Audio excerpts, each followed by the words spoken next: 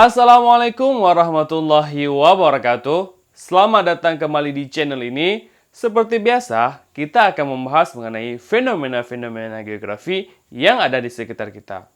Pada kesempatan kali ini, kita akan membahas mengenai letak, luas, serta batas-batas negara kesatuan Republik Indonesia.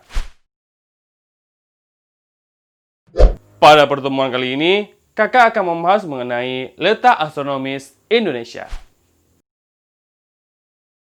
Letak astronomis adalah letak sebuah tempat berdasarkan posisi garis lintang dan garis bujur. Garis lintang merupakan garis imajiner yang membentang secara horizontal melingkari bumi, sedangkan garis bujur merupakan garis imajiner yang melingkari bumi secara vertikal. Garis lintang dan garis bujur dapat dibagi menjadi dua, garis lintang utara dan lintang selatan yang dibatasi oleh garis ekuator atau garis khatulistiwa, dan garis bujur barat dan garis bujur timur yang dibatasi oleh garis Greenwich.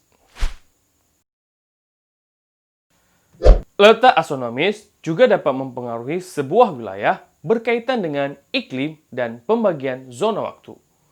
Iklim dipengaruhi oleh garis lintang dan pembagian zona waktu dipengaruhi oleh garis bujur.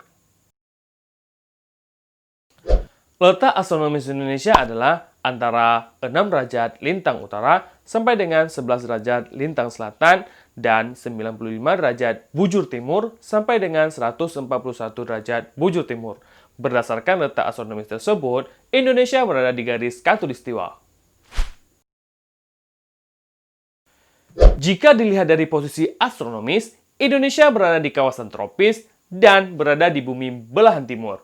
Sementara itu, batas kawasan tropis itu adalah antara 23,5 derajat lintang utara sampai dengan 23,5 derajat lintang selatan. Lalu, apa sih keuntungan Indonesia berada di kawasan tropis?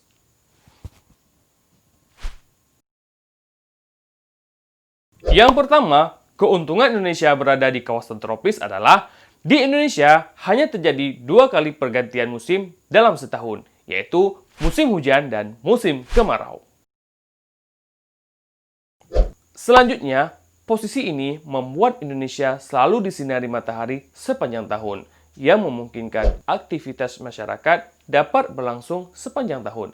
Misalnya, aktivitas dermaga yang dapat terus beraktivitas sepanjang tahun karena kondisi air yang cair.